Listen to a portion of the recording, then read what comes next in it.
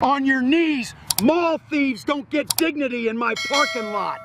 Sergeant Rusk shoved Elias Boone forward, forcing him down onto the rough pavement as gravel pressed through his clothes and into an old injury that flared with pain. The parking lot fell into a tense hush, broken only by the quiet buzz of phones recording. Rusk held up a worn watch between two fingers, letting it swing like it meant nothing.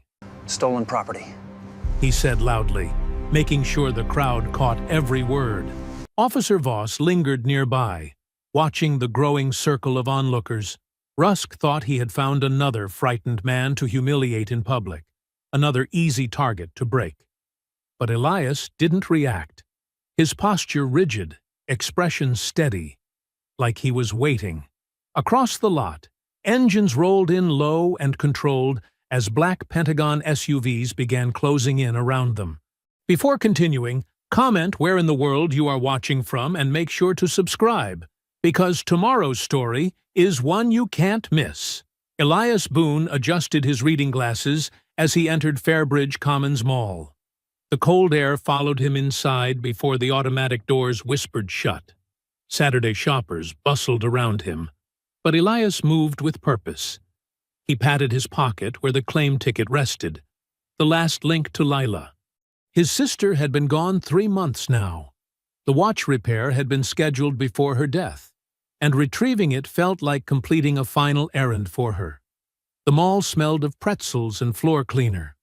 Music hummed from hidden speakers, cheerful in a way that felt forced. Elias spotted the jewelry kiosk near the center court. As he approached, he noticed a security guard shift positions, angling to watch him. The guard spoke quietly into a radio clipped to his shoulder.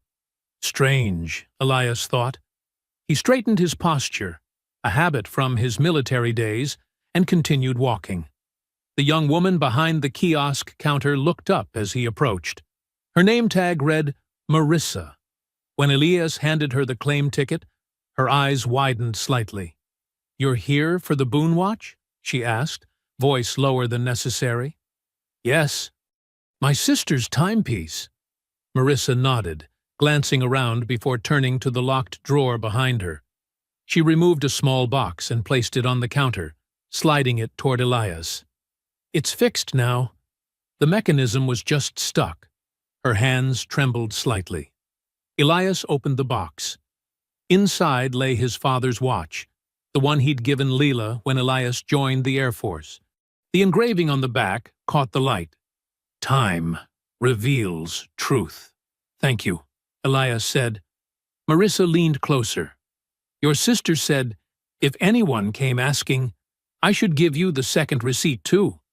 She slipped a folded paper into his palm. Before Elias could ask what she meant, a sharp voice cut through the mall chatter. "Sir, I need you to step aside." Elias turned to find a woman in a tailored suit standing beside a uniformed police officer. Her blazer bore a silver pin that read, "Director." "Gloria Pike," she said, without offering her hand. "Mall security." Behind her stood 2 police officers. The older one, gray at the temples, shoulders squared with authority, had sergeant stripes. His nameplate read, "Rusk." The younger officer, Voss, hung back, eyes scanning the growing crowd.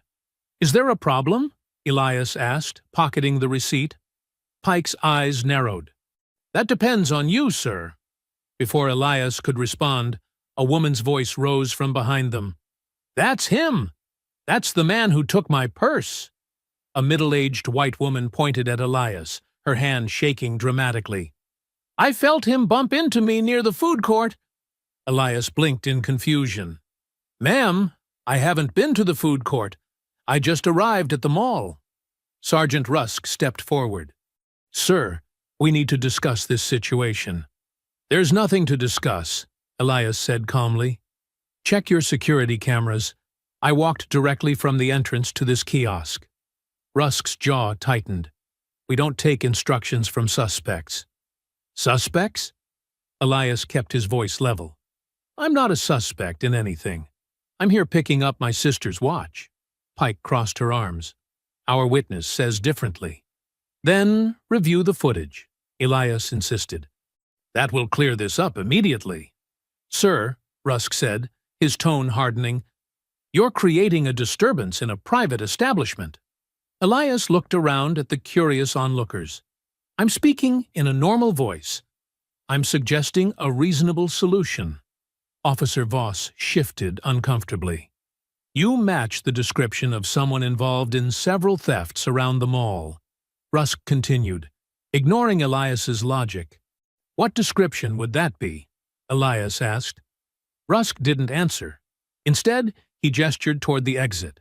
Step outside with us, please. I'd like your badge numbers first, Elias said.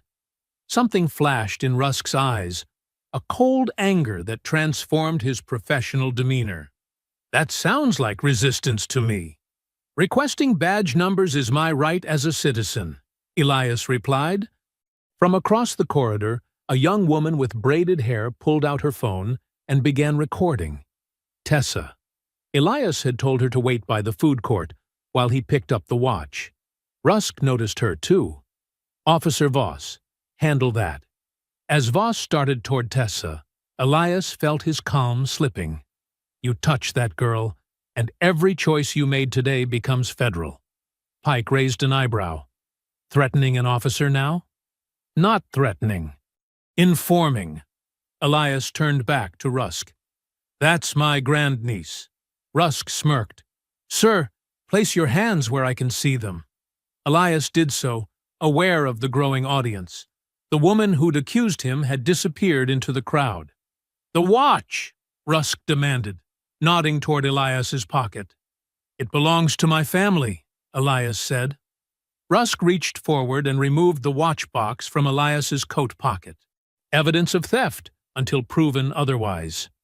Pike watched with cold satisfaction as Rusk grabbed Elias's upper arm and began steering him toward the exit.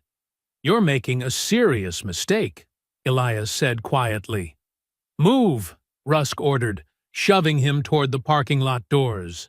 The automatic doors of Fairbridge Commons slid open, and Sergeant Rusk pushed Elias out into the cold afternoon air. A group of shoppers near the entrance stopped to stare. Rusk marched Elias toward the handicap parking area, his hand gripping Elias's arm tightly. Over there, Rusk ordered, pointing to a spot between two police cruisers. Elias stood tall despite the pressure on his arm. His eyes scanned the growing crowd of onlookers.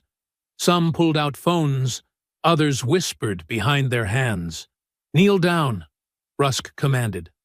Elias didn't move. Sergeant, I have an old service injury. Kneeling on pavement will... I said kneel! Rusk's voice boomed across the parking lot. Officer Voss stood nearby, eyes darting between Rusk and the gathering crowd. His hand rested uncertainly on his belt. Sir, Voss said quietly, maybe we should... Officer Voss, Rusk snapped. Secure the perimeter. Voss hesitated, then nodded and stepped away. Rusk pressed down on Elias's shoulder. Last warning. With painful slowness, Elias lowered himself to one knee, then the other. Sharp gravel bit into his skin through his pants. His left knee, damaged years ago during his service, throbbed with immediate pain. Palms up, where I can see them, Rusk ordered. Elias complied, opening his hands at chest level. His reading glasses fell from his coat pocket, landing on the asphalt. Rusk's boot came down, crushing them with a sickening crack. A little boy in the crowd tugged on his grandmother's sleeve. Why is that man on the ground? No one answered him. Rusk stood over Elias, one hand hovering near his holster. Sir, you made this harder than it needed to be. Elias looked up, his face a mask of calm that concealed the fire building in his chest. No, Sergeant. You made it exactly what you wanted it to be. Tessa pushed through the crowd, her phone held high, recording everything. Uncle Elias! Voss moved toward her.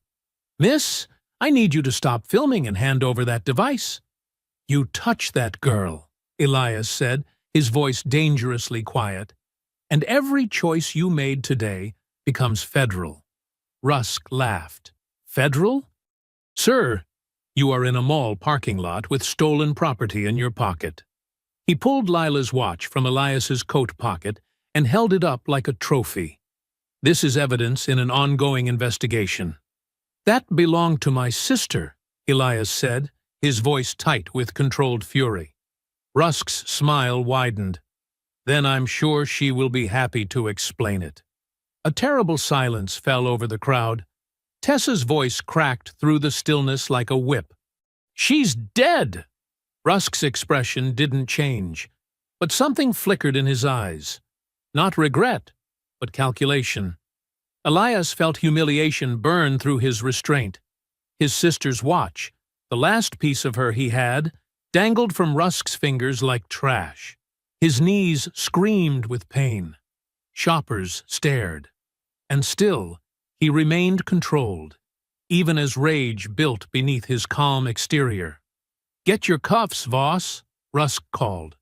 A distant rumble cut through the tension. At first it was just a sound, the deep purr of a powerful engine. Then movement at the far end of the parking lot. A black SUV with government plates turned into the entrance. Rusk glanced over his shoulder, annoyed at the interruption. Another black SUV appeared, then a third. Voss stepped back from Tessa, his hand dropping from his cuff pouch. "Sarge!" The first SUV accelerated smoothly, followed by the others in perfect formation. They moved with military precision, fanning out across the parking area. 4 SUVs, 5, 6. Rusk's hand tightened around the watch. "What is this?" 7, 8, 9. The vehicles surrounded the police cruisers without touching them, creating an impenetrable barrier. Each bore the same unmarked appearance. Government issue with tinted windows. 10 black Pentagon SUVs, positioned like chess pieces in a winning formation. The driver's door of the lead vehicle opened. Then all the doors opened, almost simultaneously. Men and women in dark jackets stepped out. Their movements were synchronized, unhurried but purposeful. On their backs, clear white lettering.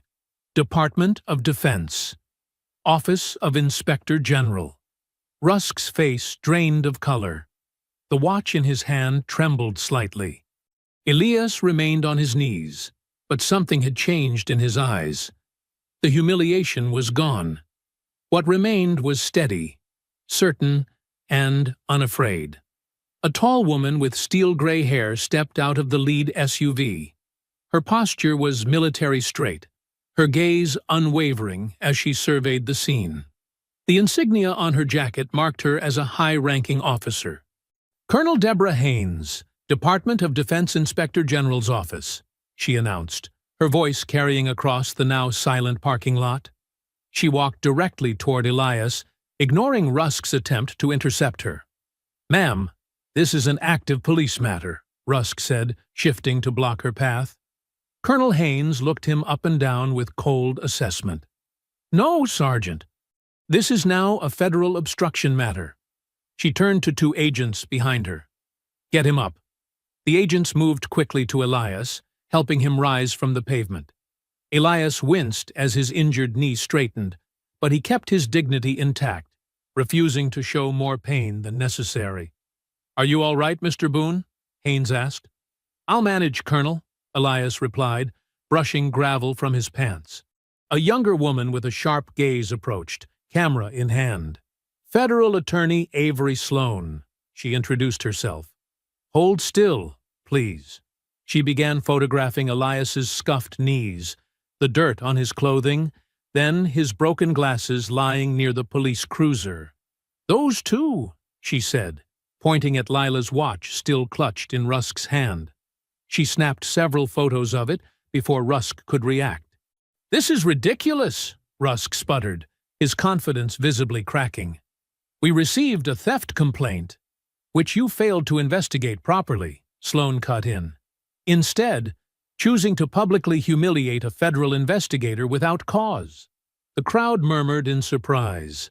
Shoppers who had been watching from a fearful distance began edging closer, phones recording. Elias straightened his coat with trembling hands.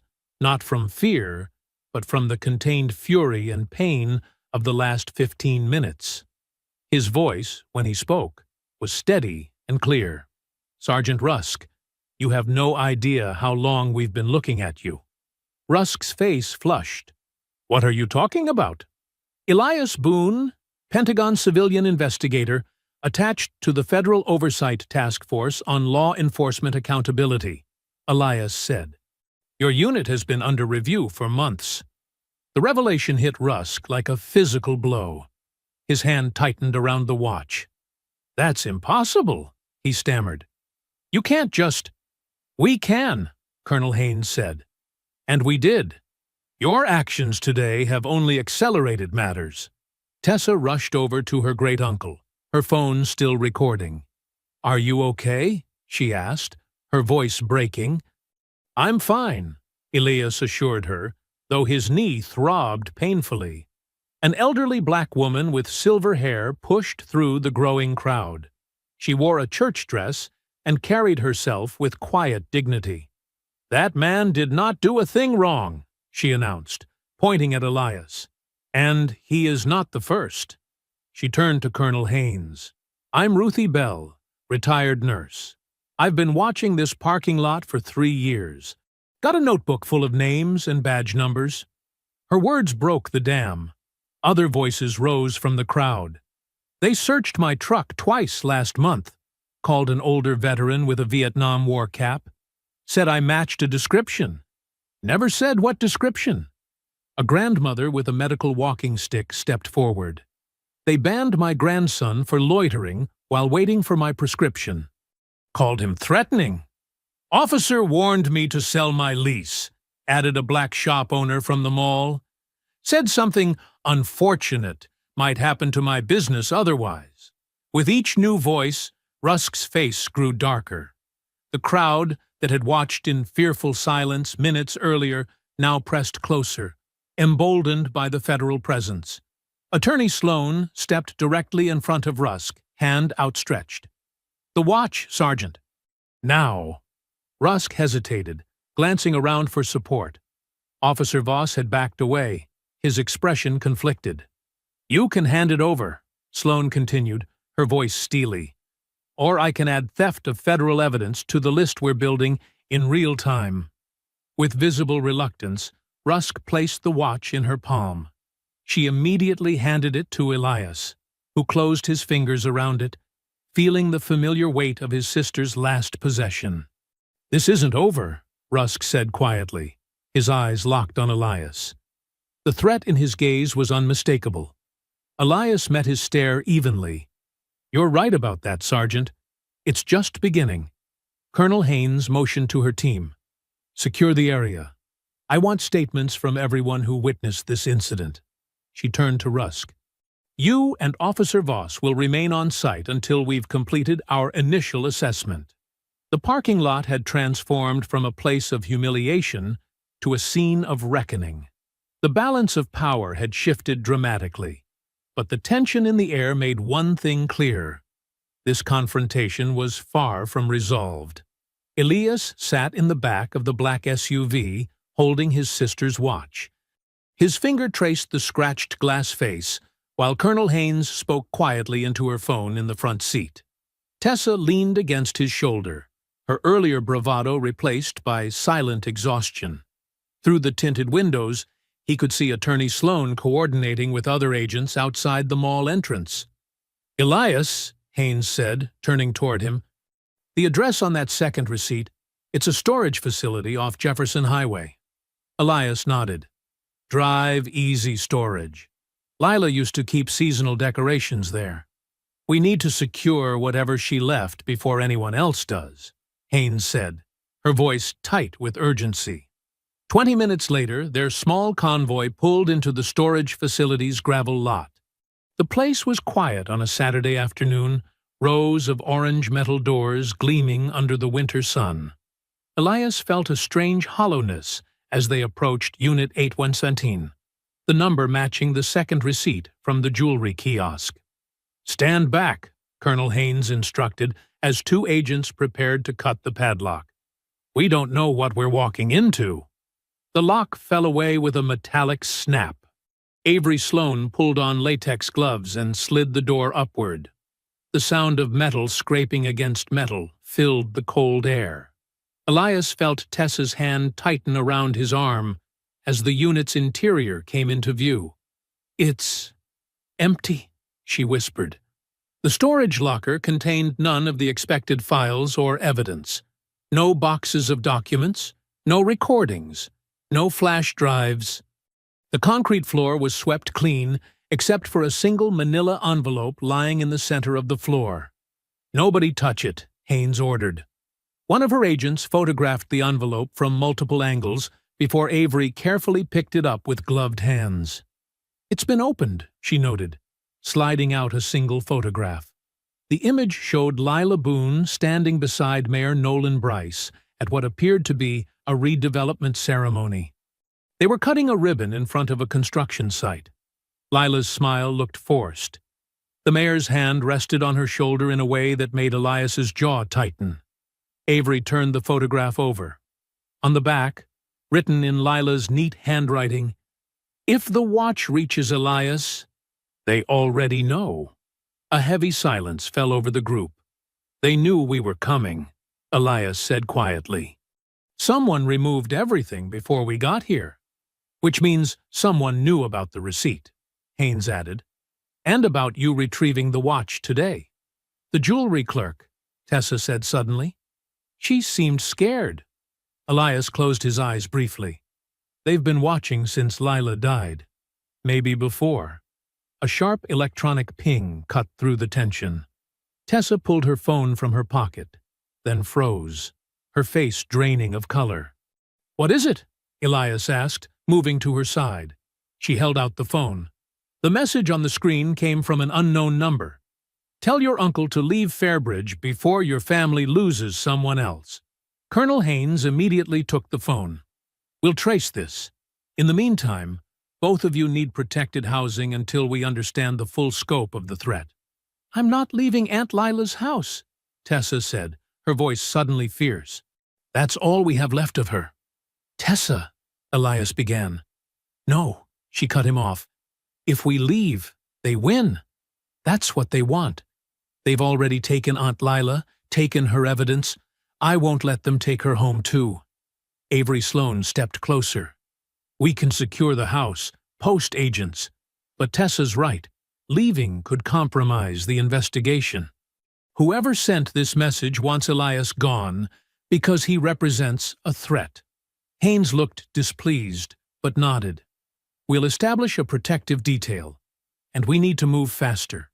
This isn't just harassment anymore. It's obstruction of a federal investigation."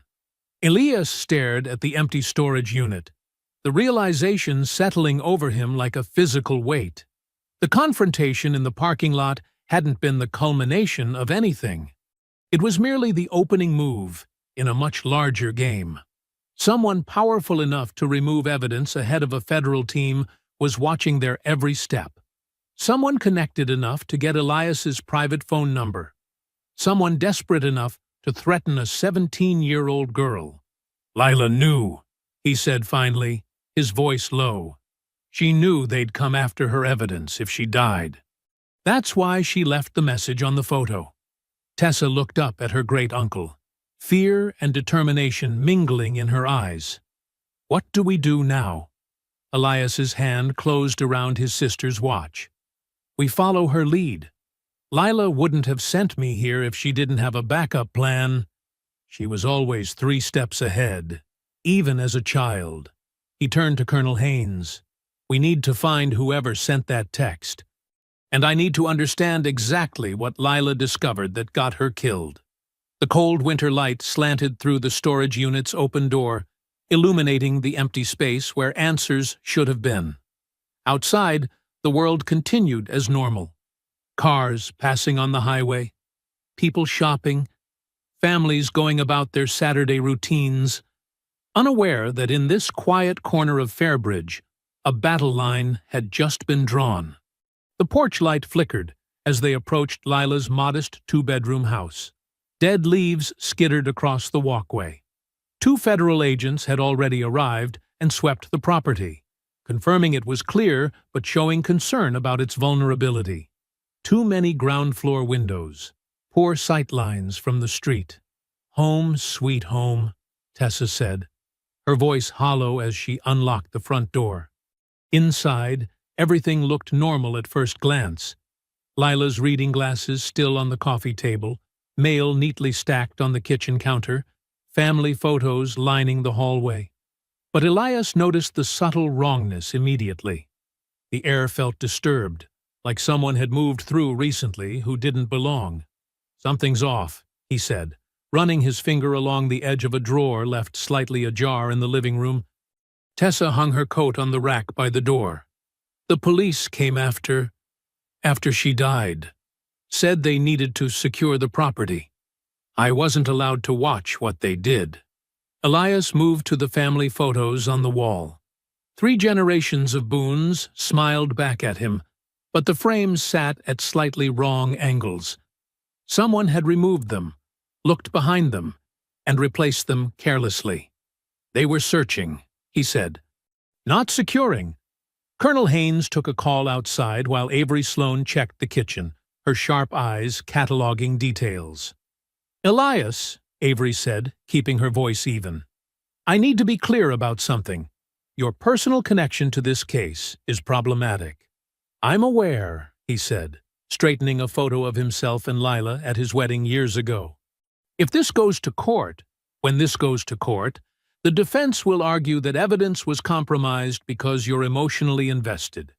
They'll claim you planted things, manipulated witnesses, pushed a narrative.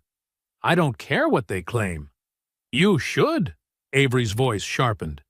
Because if we don't maintain an airtight evidence chain, Rusk walks, Pike walks, anyone involved walks.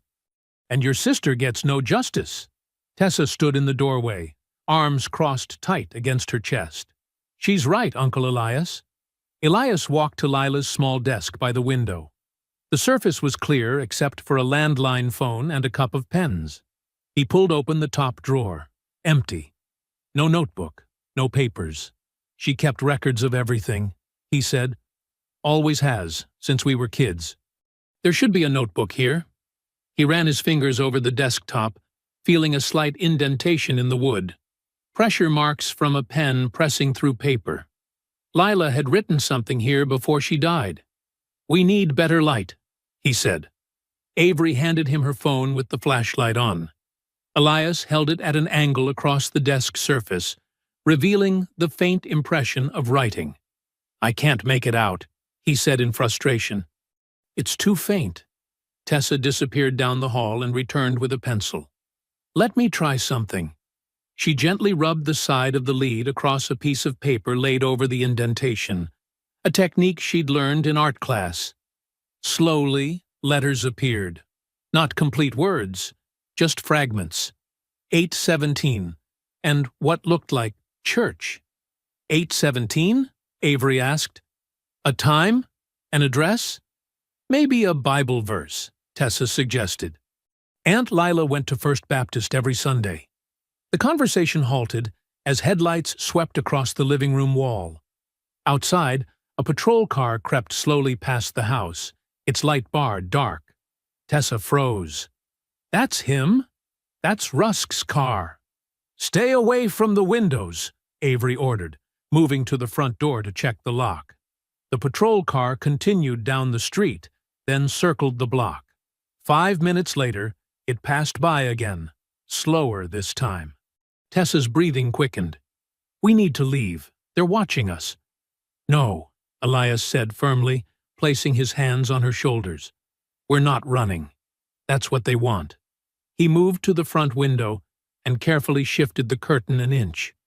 The patrol car had stopped under a streetlight half a block away. Even from this distance, Elias could make out Sergeant Rusk's silhouette behind the wheel. "He's trying to scare us," Elias said, letting the curtain fall back into place. "It's working," Tessa whispered. Elias turned to face his grandniece, Colonel Haynes, and Avery. Lila stood her ground. She stayed in Fairbridge when she found something wrong. "We'll do the same." He double-checked the door lock, then moved systematically through the house, securing windows. Through the kitchen blinds, he could still see Rusk's cruiser, a predator waiting in the darkness. Morning light filtered through Lila's kitchen curtains, casting soft shadows across the worn table where Elias sat with a cup of black coffee. Tessa slumped in the chair beside him, dark circles under her eyes betraying her sleepless night. Avery stood by the counter, phone in hand, her sharp gaze fixed on the small television mounted in the corner. Coming up next, the local news anchor announced with practiced concern, tensions at Fairbridge Commons Mall as a Pentagon official is detained during a theft investigation. Elias straightened, his cup pausing halfway to his lips. The screen filled with footage of him already on his knees in the parking lot. The beginning, when Rusk had forced him down, despite his protests about his injured knee, was conveniently missing. A disturbance at Fairbridge Commons yesterday led to the brief detention of a federal employee, the reporter explained. The incident, which drew significant attention when federal vehicles arrived at the scene, remains under investigation. Brief detention? Tessa snapped, her voice cracking. They threw you on the ground. The footage cut to Mayor Nolan Bryce, his silver hair perfectly combed, standing in front of City Hall. His face carried a practiced expression of concern. We support our local law enforcement officers who work tirelessly to keep our community safe, Bryce said, his voice smooth as oil. While we welcome all visitors to Fairbridge, we ask that outside agencies respect our local procedures and not interfere with ongoing police matters. That lying snake, Tessa hissed. The anchor reappeared. Sergeant Dale Rusk has been placed on paid administrative leave pending review of the incident. Paid leave? Tessa slammed her palm on the table. That's not punishment. That's a vacation. Elias rubbed his temples. It's standard procedure. It's garbage, Tessa shot back. Avery muted the television and turned to face them. This is exactly what I warned you about, Elias. They're attacking your credibility before we can bring evidence forward. They're making Uncle Elias sound like some troublemaker who came here to start problems, Tessa said, her voice trembling with anger. That's the strategy, Avery agreed. Paint Elias as an outsider interfering with local police. Make the community question his motives. Elias's phone buzzed. Colonel Haynes's name flashed on the screen. Haynes, he answered, putting the call on speaker. I've got updates. The colonel's voice filled the kitchen. Our formal request for incident reports involving the mall has hit roadblocks. City attorney says they need additional time to comply. Meanwhile, we've discovered 17 complaints filed against Rusk's unit in the past year, all dismissed without investigation. Any progress on the locker contents? Elias asked. Nothing yet. Security cameras in that facility had technical issues during the critical time frame. Convenient, Avery muttered. Very. Haynes's voice hardened. We're pushing through official channels, but someone's working overtime to slow us down. Elias tapped his fingers on the table, thinking. We need witnesses. Real people. Real stories. Before this narrative about me being a troublemaker gets locked in. I agree, Haynes replied. We need to connect the dots faster than they can erase them. After ending the call, Elias stared at the silent television where B-roll footage of the mall played beneath a scrolling headline, Questions surround federal presence at local mall incident. They're trying to make this about you, Avery said, instead of about what's really happening in Fairbridge. People know the truth, Tessa insisted. They've seen how Rusk acts. Fear keeps people quiet, Elias replied. We need to find those brave enough to speak. Tessa's phone chimed with a notification. She pulled it from her pocket, her expression darkening as she read the screen. What is it? Elias asked. Tessa's hand trembled slightly. Email from school. I'm supposed to report to the principal's office at 3 today for an emergency disciplinary meeting. She looked up, eyes wide. It says, regarding conduct unbecoming a Fairbridge scholar and potential violation of school technology policies. She turned the phone so Elias could see. They're saying I violated school policy by posting that video of your arrest. That's retaliation, Avery said immediately, her attorney instincts flaring. Elias felt a cold fury settle in his chest. First they came after me. Now they're coming after a 17-year-old girl's future. Tessa's face paled. My scholarship. If they put a disciplinary mark on my record. Elias reached across the table and took her hand. That's not going to happen. You don't know that, Tessa whispered. I do know that, Elias said firmly. Because I'm going with you to that meeting.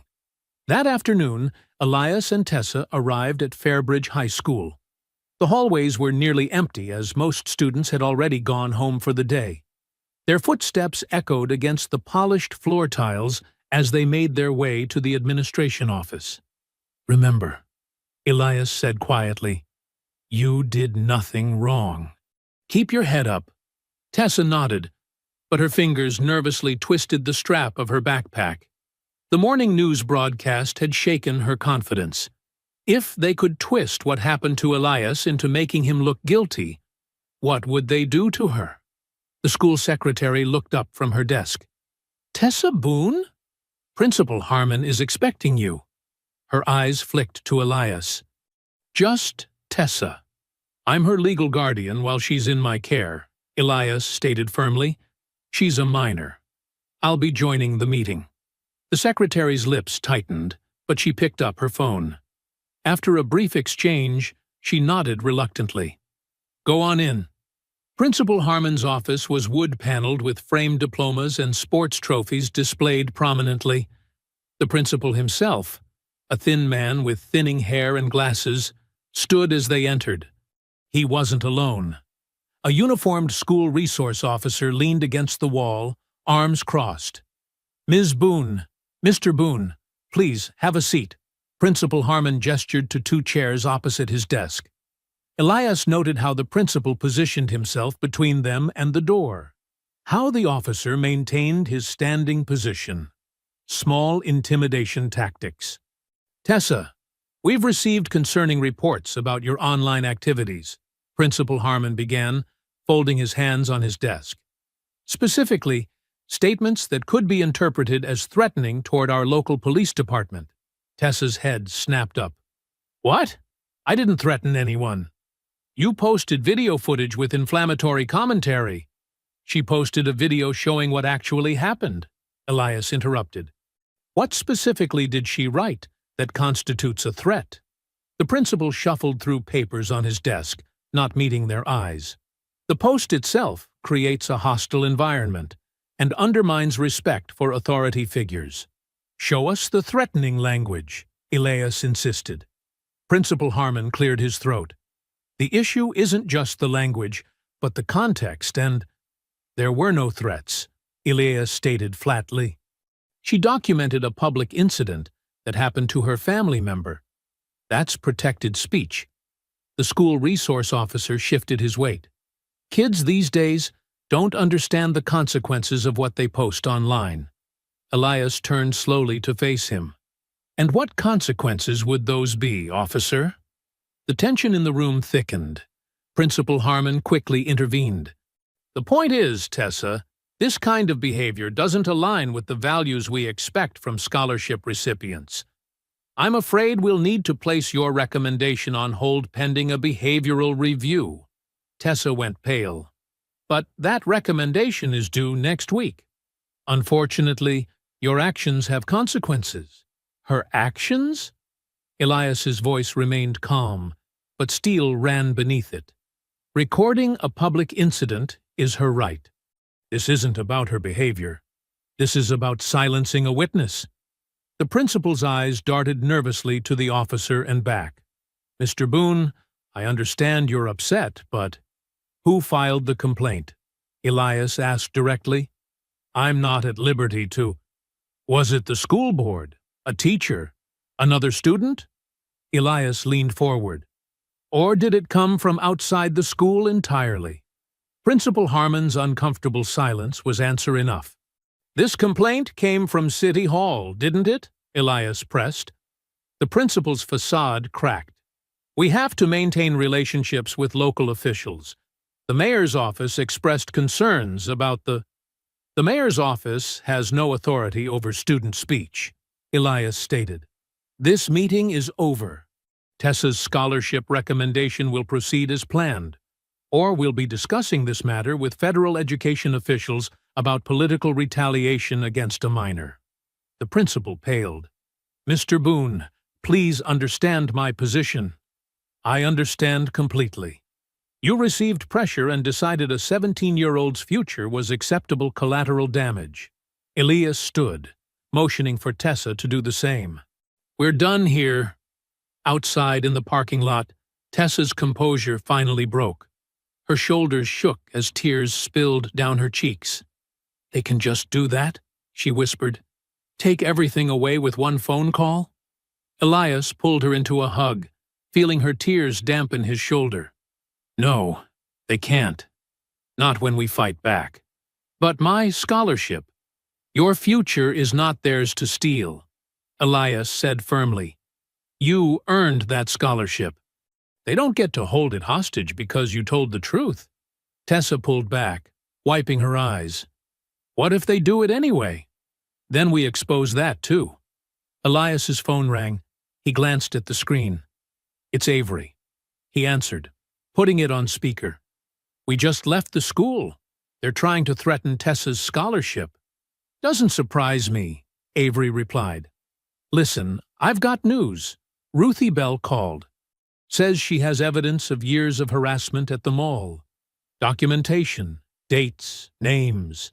She's been keeping records all along." "Ruthie Bell? The retired nurse?" Elias asked. "The same. She says she needs to talk to you before her words. They get to her too." Elias glanced at Tessa, then back at his phone. "Text me her address. We're on our way." He ended the call and turned to Tessa. "Change of plans. We're going to see Ms. Bell right now." "Now?" Tessa asked, still wiping tears. "Now," Elias confirmed, opening the car door, "before anyone can frighten her into silence." The late afternoon sun cast long shadows across Ruthie Bell's front yard as Elias, Tessa, and Avery approached her modest home. The small blue house sat 2 streets behind the church, its porch adorned with potted plants and a gently swinging bench. Elias knocked firmly on the door. "Coming! Coming!" called a voice from inside. The door opened to reveal Ruthie Bell, a dignified black woman in her 70s, wearing a floral blouse and pressed slacks despite being at home. Her silver hair was pulled back neatly, and her eyes were sharp behind reading glasses. "Mr. Boone," she said, nodding respectfully. "About time someone listened." She ushered them in quickly, checking the street before closing the door. The living room was modest but immaculate. Family photos lined the walls, and a Bible sat open on a small reading table. Ruthie directed them to sit on her floral-patterned sofa. "Can I get you anything? Tea? Water?" she asked. "We're fine, Ms. Bell," Elias said. "Avery told me you have information about the mall." Ruthie nodded, her expression hardening. "More than information. Evidence!" She walked to a bookshelf and removed a thick spiral notebook hidden between photo albums. 3 years of their foolishness. Right here. She handed the notebook to Elias. Inside were meticulous handwritten entries, organized by date, with names, times, badge numbers, and descriptions of incidents. My Harold, God rest him, was a postal worker for 40 years, Ruthie explained, sitting in her armchair. He always said, when people lie for a living, write things down. So that's what I did. Elias flipped through the pages.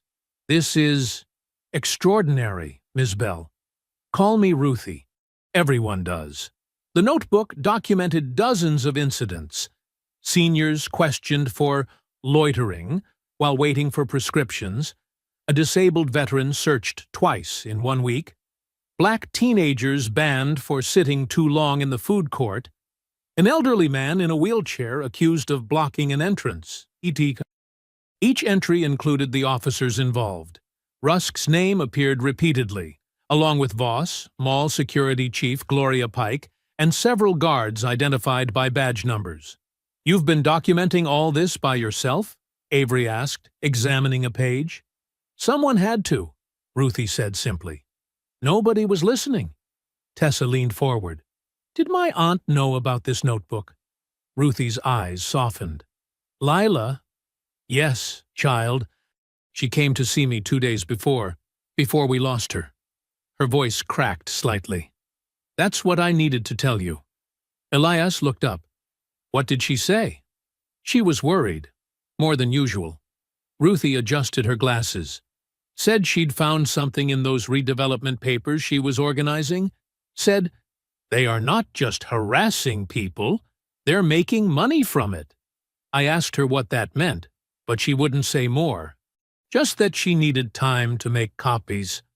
"Making money?" Elias repeated. "From harassment?" That's what troubled her so. It wasn't just prejudice, though Lord knows that's part of it. It was about dollars and cents, too. Ruthie sighed deeply. "I should have made her tell me more." Before Elias could respond, the front window exploded. Glass sprayed across the room as a brick crashed onto Ruthie's carpet. Tessa screamed, ducking behind the sofa. "Get down!" Elias shouted, lunging toward Ruthie. He shielded her with his body, pulling her to the floor as glass fragments rained around them. Avery was already on her phone. "Colonel Haynes, we need a team at Ruthie Bell's house, now!" She crawled toward the brick, using her jacket to pick it up. A note was tied to it with twine. "What does it say?" Ruthie demanded, still sheltered by Elias's arm. Avery's face darkened as she read, "Old women should forget things." Tessa's eyes went wide. "They were listening to us? Or they've been watching the house," Elias said, helping Ruthie to her feet. "Are you hurt?" "Just my pride," Ruthie said, brushing glass from her clothes. "And my window." She straightened her shoulders. "They think they can scare an old woman? After what they did to Lila? We should get you to a safe location," Avery said. "Colonel Haynes can arrange protection." "I'm not hiding," Ruthie declared, her voice firm despite a slight tremor in her hands. "Lila died because nobody listened soon enough. I won't disappear when the truth finally has a chance." Elias pulled out his phone and began photographing the brick, the note, and the shattered window. "The glass pattern suggests it was thrown from the street," he noted, examining the spray pattern. "Broad daylight. Multiple witnesses possible."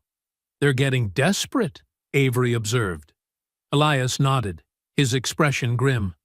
"To threaten an elderly witness in daylight? Yes, they're desperate. And that makes them more dangerous." He turned to Ruthie, who stood amid the glass of her broken window, clutching her notebook to her chest. Despite everything, she looked defiant rather than afraid. "We need to copy this notebook," Elias said. "Multiple copies. Different locations." "Already done," Ruthie replied with a small, fierce smile. "I may be old, Mr. Boone, but I'm not foolish. Lila taught me that much." The basement of Fairbridge First Baptist Church smelled of old hymnals and coffee. Fluorescent lights buzzed overhead as Elias, Tessa, Avery, and Ruthie gathered around 3 folding tables pushed together. Federal agents stood guard outside, their presence both reassuring and a stark reminder of the danger. "Pastor James didn't ask questions," Ruthie said, smoothing her notebook on the table. "Just said, use it as long as you need." Avery spread documents across the tables in neat rows. Ruthie's notebook, the photo of Lila with Mayor Bryce, public zoning records, police incident reports, and mall security logs they'd managed to subpoena. "We need to find what Lila saw," Elias said, studying the photograph. His sister stood beside Mayor Bryce at some redevelopment ceremony, her smile tight and professional. Nothing in her expression hinted at suspicion, but Elias knew his sister. She noticed everything. Tessa paced the perimeter. Someone threw a brick at Ruthie. And they've been watching us. How are we supposed to feel safe anywhere? By fighting back with evidence, Avery replied, laying out another stack of papers. The truth doesn't disappear when threatened. It just needs protection until it can be heard. Ruthie flipped through her notebook, pointing to entries. Here, April 12th. Mr. Washington banned from mall for loitering. He was waiting for his granddaughter. May 3rd, the Thompson sisters accused of shoplifting.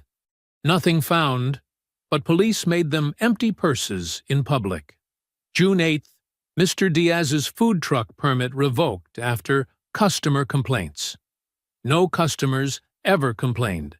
Avery connected these entries to official records.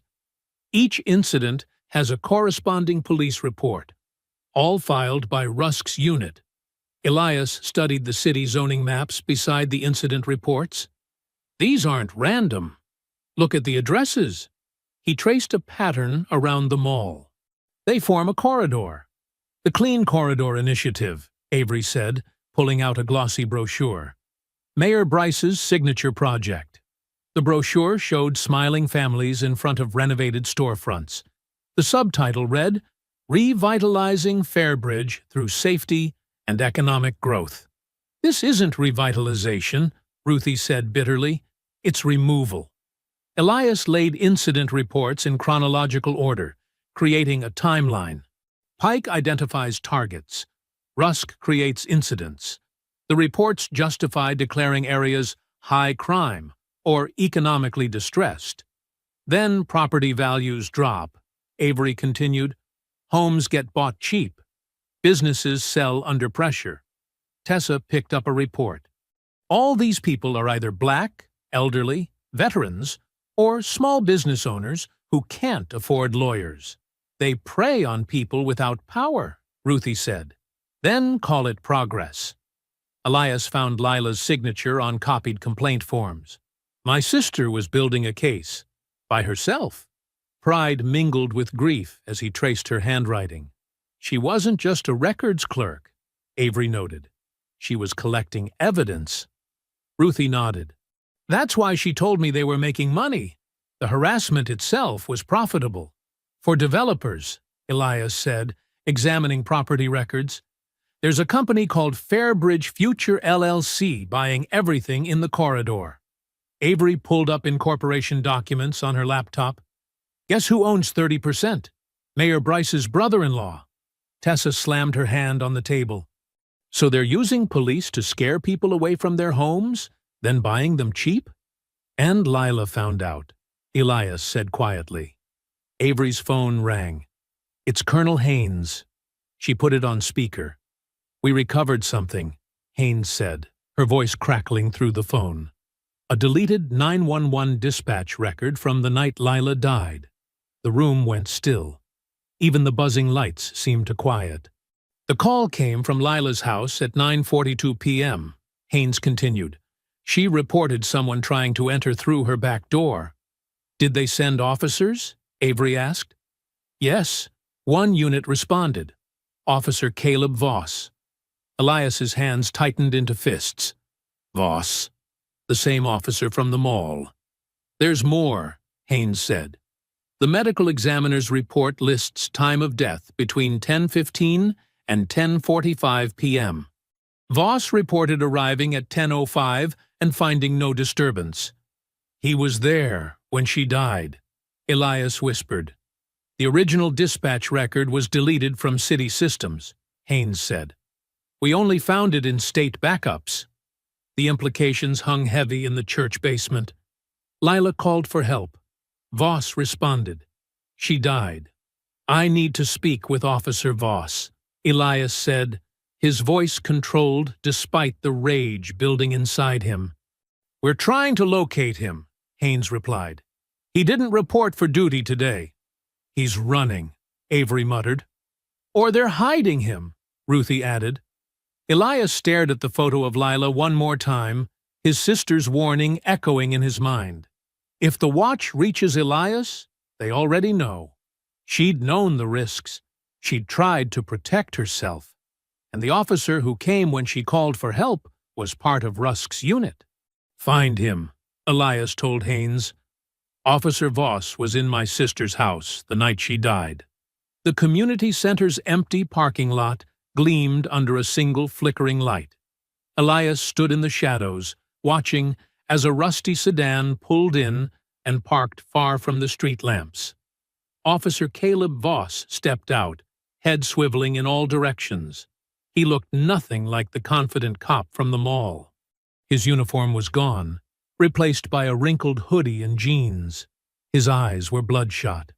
"You came alone?" Voss asked, voice barely above a whisper. "Avery's watching from over there." Elias nodded toward the attorney's car, parked across the lot with headlights off. "Nobody followed you?" "I don't think so." Voss wiped sweat from his face despite the cold night air. "I don't have much time. Rusk's been looking for me since I didn't show up for shift." "Tell me about my sister," Elias said, his voice tight with restraint. Voss looked at the ground. "We got the call that night. Suspicious person at the back door. Rusk wasn't even on duty, but he heard the address on the radio and told dispatch he'd handle it with me." "Why would he do that?" Elias asked. "Because he already knew your sister." Voss swallowed hard. She'd been asking questions about incident reports at the mall. Rusk said we needed to scare her off before she caused trouble. Elias's fingers curled into fists. "What happened when you got there?" "She was alive, scared, but standing right there in her kitchen." Voss's words tumbled out faster now. "She looked at Rusk and said, 'I knew it would be you.' Then she accused him of stealing a flash drive from her desk at work." Elias stepped closer. "What drive?" "I don't know exactly, but Rusk got real angry. He told me to check the perimeter, make sure nobody else was around." Voss's voice cracked. "I didn't want to leave her with him, but you don't say no to Rusk. So you left her alone with him." The accusation hung in the air between them. "For 3 minutes, maybe 4. Voss's eyes filled with tears. "When I came back in, she was at the bottom of the stairs. Rusk said she fell trying to run from us." Elias grabbed Voss by the collar, shoving him against the wall. Rage boiled through him like molten lead. "You let him kill my sister." "I didn't know he would hurt her," Voss gasped. "I swear to God I thought he was just going to threaten her about the reports." Elias wanted to crush Voss's throat, to make him feel a fraction of what Lila must have felt. But through the fog of fury, he heard Avery's voice in his head. "They will try to make you look unstable, vengeful, dangerous." With shaking hands, Elias released Voss and stepped back. She whispered something before she lost consciousness. Voss continued, rubbing his neck. She said, "Dale took the drive. That was it. Then the ambulance came, but she never woke up. And you said nothing," Elias spat. "You let them call it an accident. Rusk told me I'd go down as an accomplice if I talked."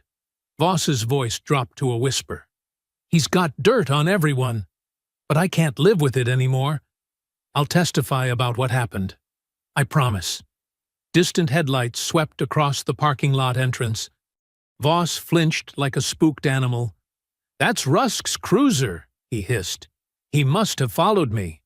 Before Elias could stop him, Voss bolted toward the trees behind the community center.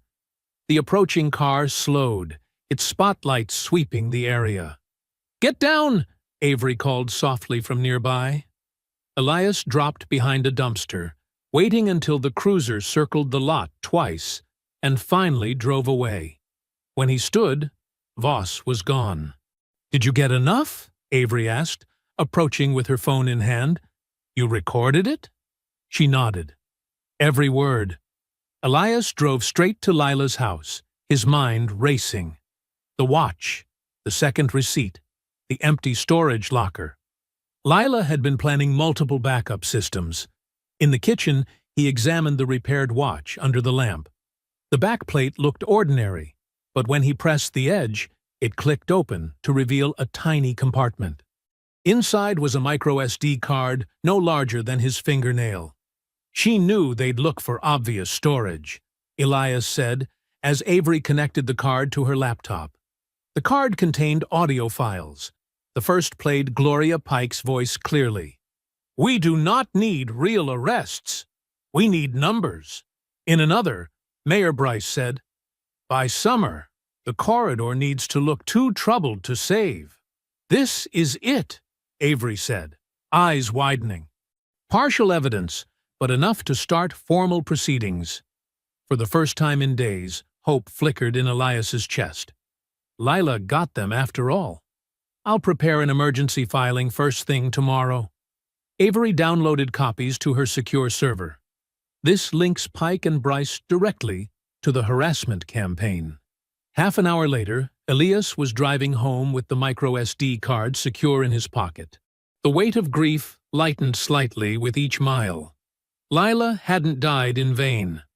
Her evidence would bring down the people who hurt her. Red and blue lights flashed in his rearview mirror. A state police cruiser signaled for him to pull over. Elias complied, keeping his hands visible on the wheel. The officer approached cautiously. "Step out of the vehicle, sir." "What's the problem, officer?" Elias asked. Anonymous tip about a suspicious vehicle matching this description. The officer opened the car door. "I need to search the vehicle." "I don't consent to a search," Elias said firmly. The officer smiled thinly. "Sir, please step out now." Two more officers appeared.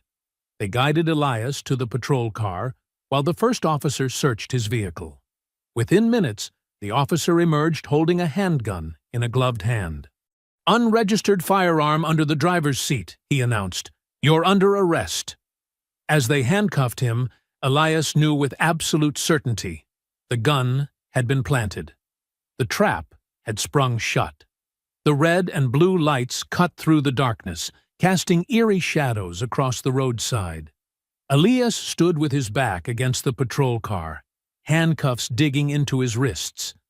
3 state police cruisers blocked the road in both directions, their headlights creating a harsh spotlight.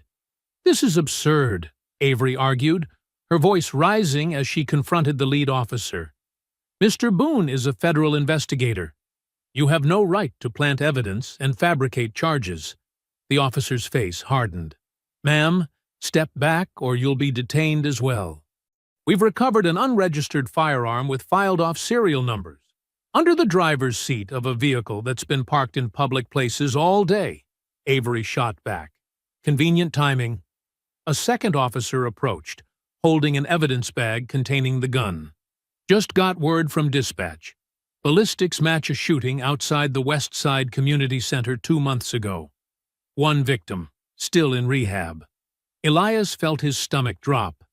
Not just any gun, a weapon linked to a local crime. The setup was more elaborate than he'd imagined. "This is a deliberate frame," Elias said, keeping his voice steady despite the rage building inside him. "I've never owned a gun like that. Never touched it." The lead officer smirked. "That's what they all say." Avery pulled out her phone. "I'm calling Colonel Haynes. This is obstruction of a federal investigation. Call whoever you want. Your Pentagon friend is going to lockup tonight." As they loaded Elias into the back of a patrol car, his mind raced through possibilities. Rusk, Pike, Bryce. Someone had orchestrated this perfectly. The timing was too precise to be coincidence. Right after they'd found evidence, right after Voss had admitted what happened to Lila. By morning, the damage was done.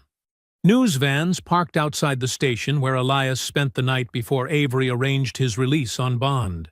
Headlines scrolled across TV screens in the station lobby.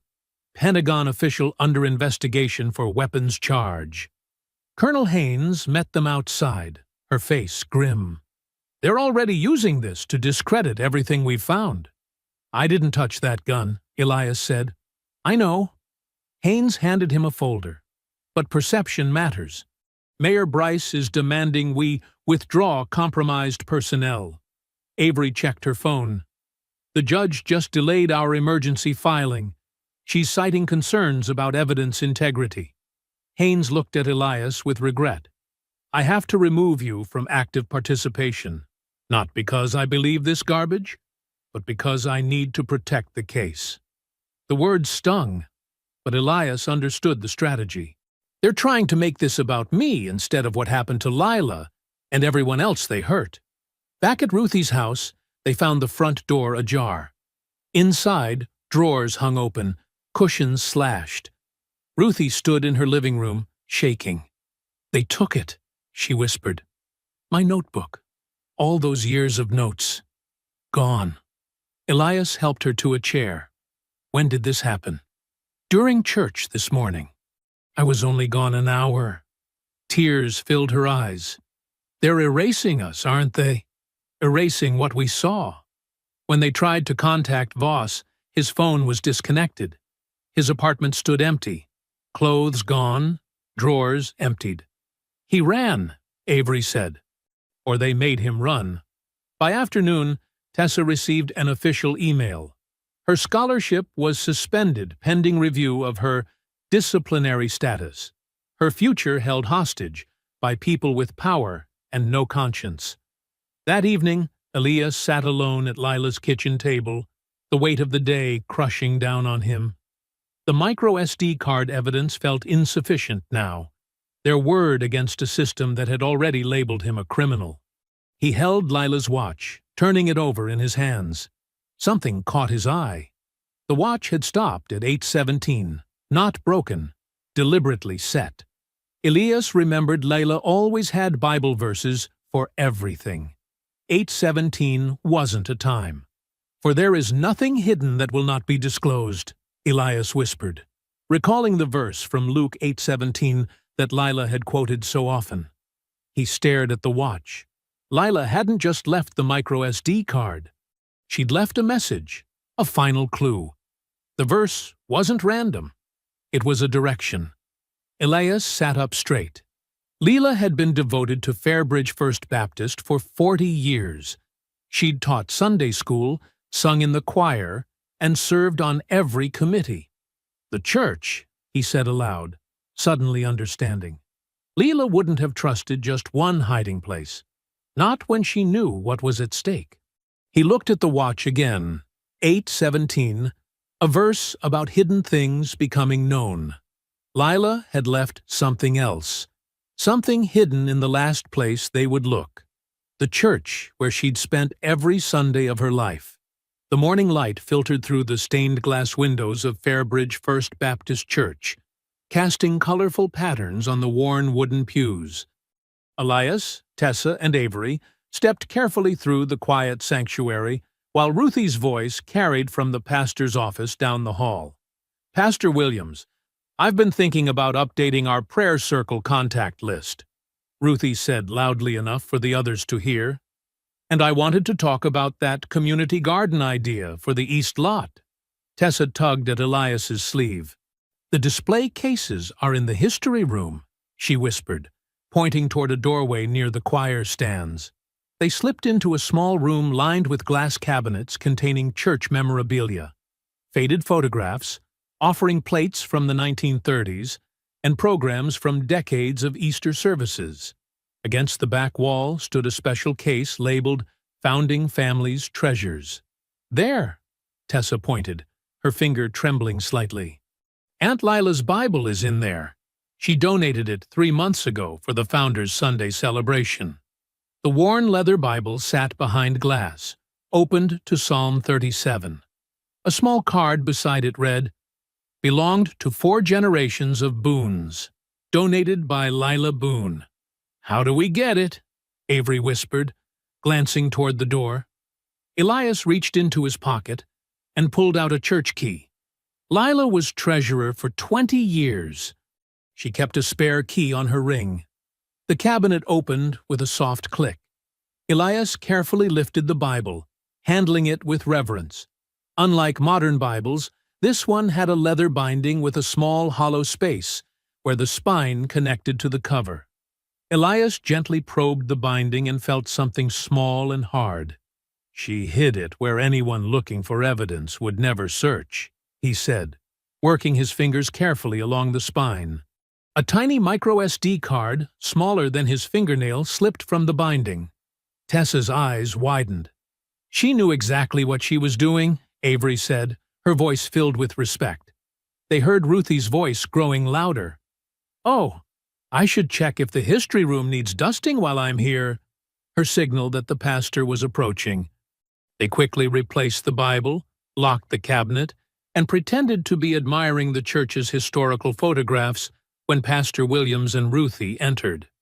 "Brother Elias, I didn't know you were here," the pastor said, extending his hand.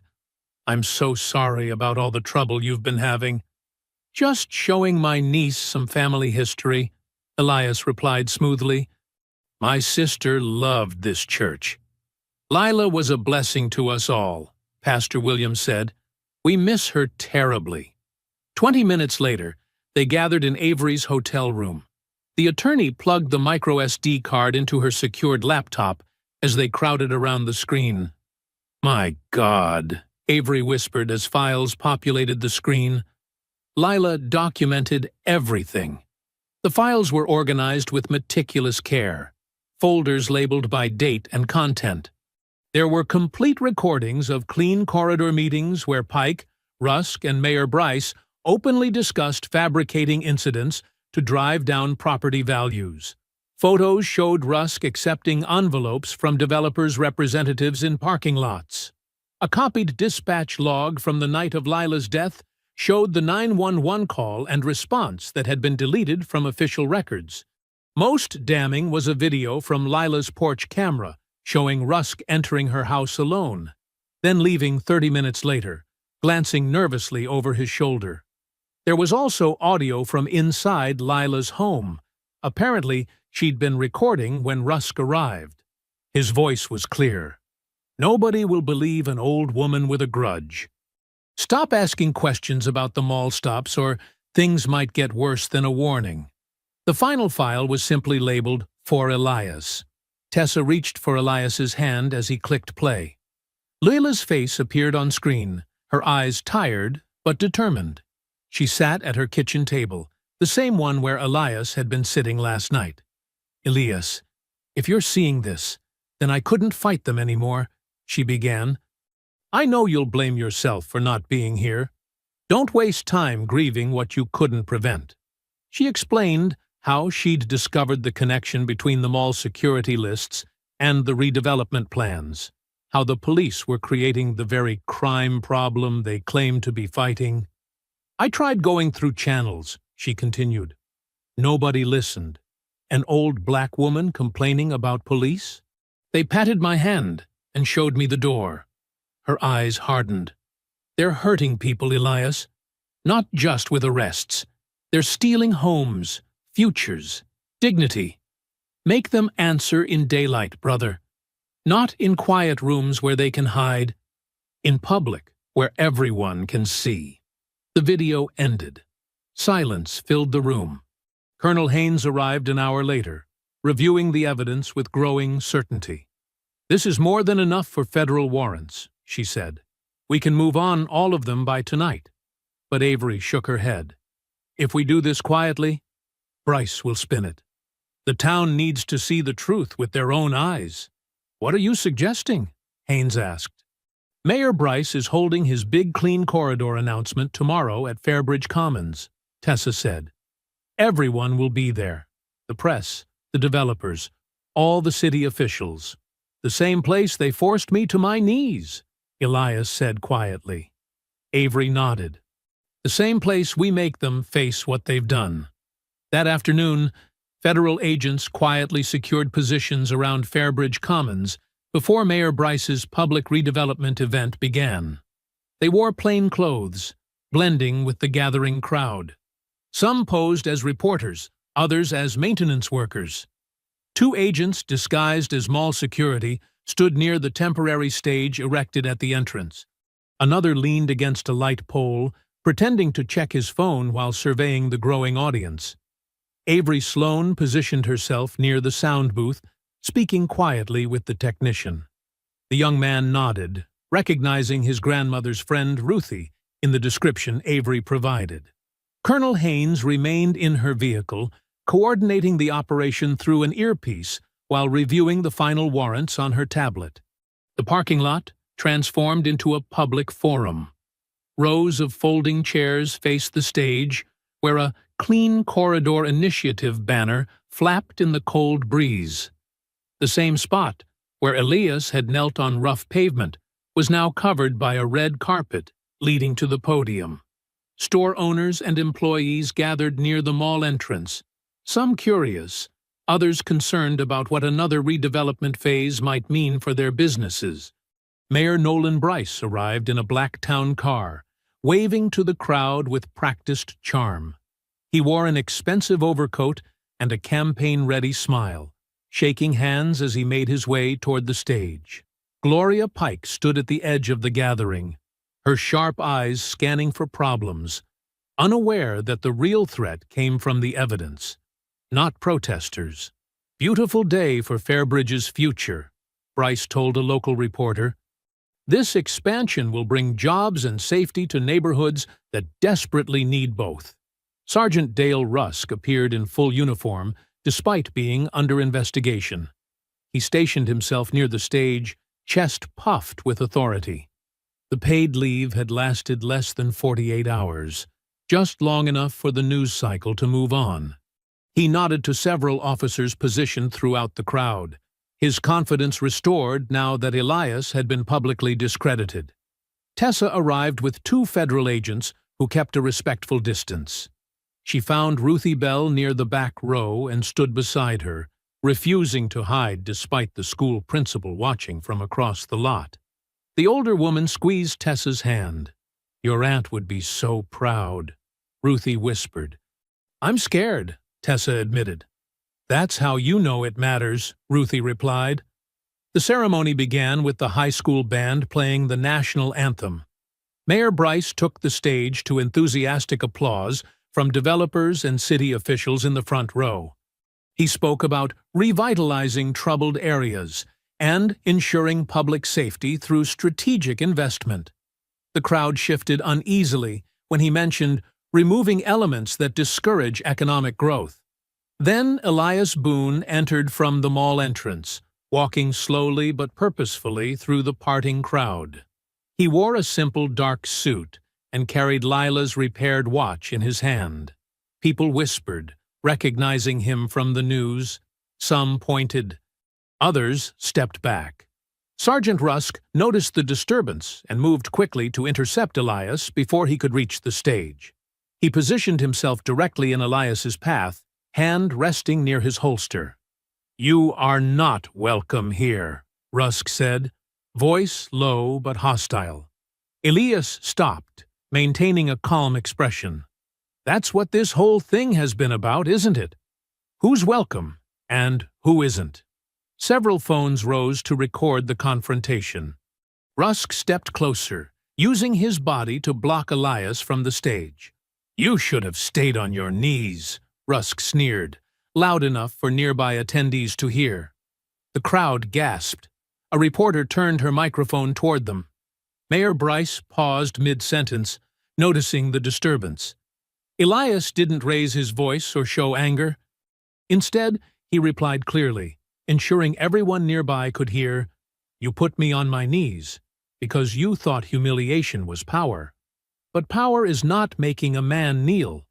Power is what he stands up with." Cameras clicked. People moved closer. Tessa's hand tightened around Ruthie's. "You're trespassing," Rusk said, reaching for Elias's wrist. "You're under arrest for violating—" Before he could finish, Colonel Deborah Haynes stepped from the crowd, her federal identification held high.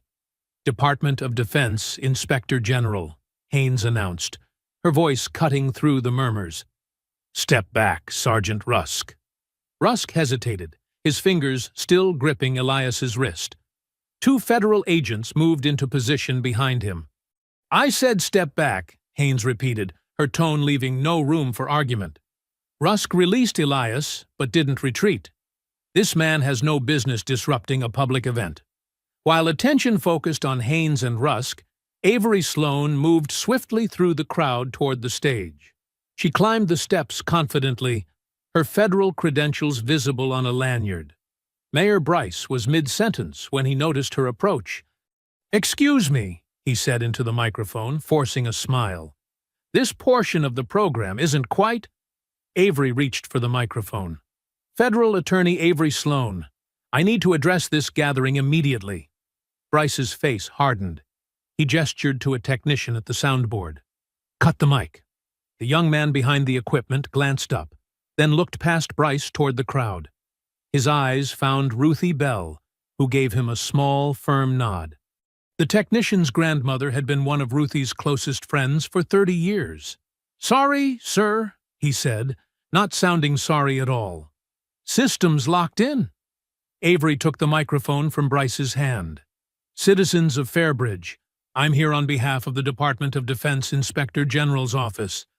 What you're about to hear was recorded during meetings about your community's future." She held up a small device and pressed play.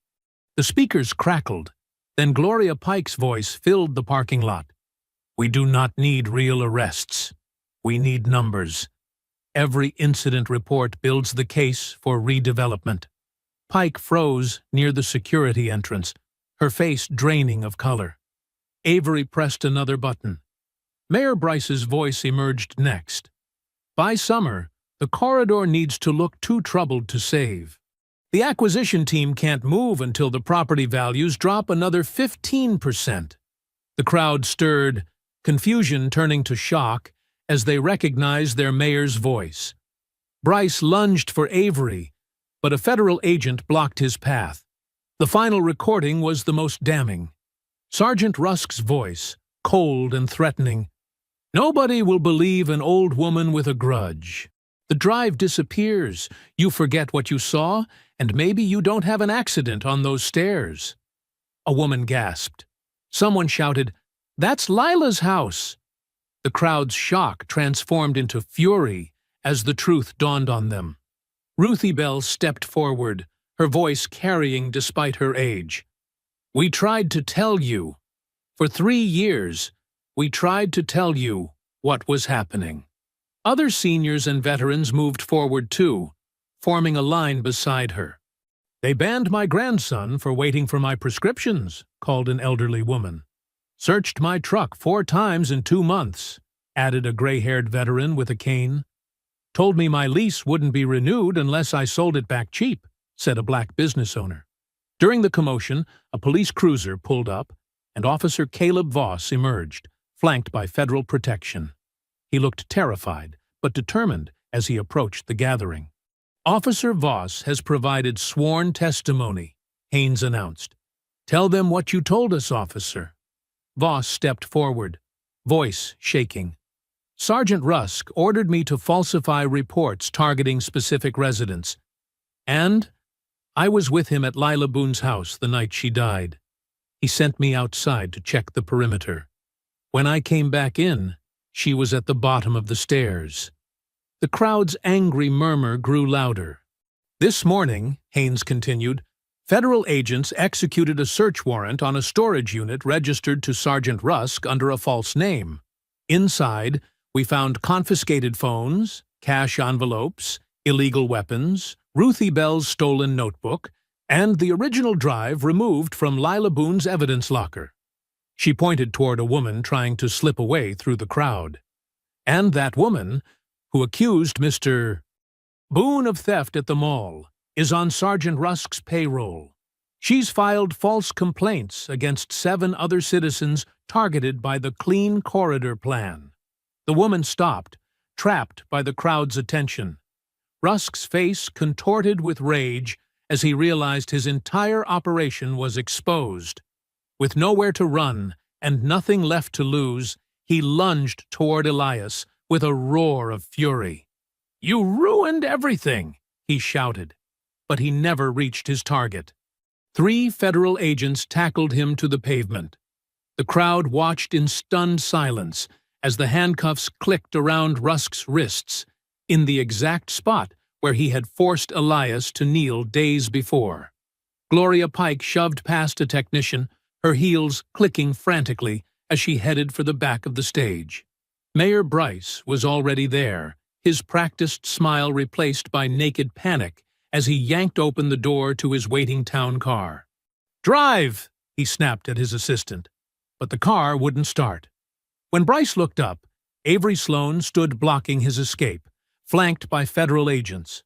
"Mayor Nolan Bryce," she said, her voice carrying to the crowd, "you're under arrest for conspiracy against civil rights, obstruction of justice, evidence tampering, and public corruption." Pike tried to slip around the stage, but two agents intercepted her. "Gloria Pike, you're under arrest for the same charges, plus falsifying security reports and conspiracy to commit fraud." News cameras swiveled from Rusk on the ground to the mayor in handcuffs. The redevelopment executives huddled near their presentation boards, looking for exits, but agents were already handing them warrants for their records and devices. "This is outrageous," Bryce sputtered, as cameras zoomed in. "I've served this town for 20 years. "Yes," Elias said, stepping forward. "And now you'll answer for how you served it." Fairbridge Police Chief Warren appeared, ashen-faced, as Colonel Haynes approached him with a federal notice. "Your department is now under federal review," she announced. "These officers are suspended immediately pending investigation." She handed him a list of names. Several officers removed their badges on the spot, surrendering them to federal agents. Tessa watched wide-eyed beside Ruthie, who squeezed the girl's hand. "Your aunt did this," Ruthie whispered. "She made them answer in daylight, just like she wanted." The aftermath unfolded over weeks, each day bringing new revelations and consequences. The hearings began immediately. Evidence from Lila's hidden cards exposed not just harassment, but a systematic effort to manufacture crime statistics. Records showed Rusk's unit had issued over 300 false trespass notices in 2 years, targeting black seniors, disabled veterans, and working families living near the mall. Within days, the Clean Corridor redevelopment deal collapsed.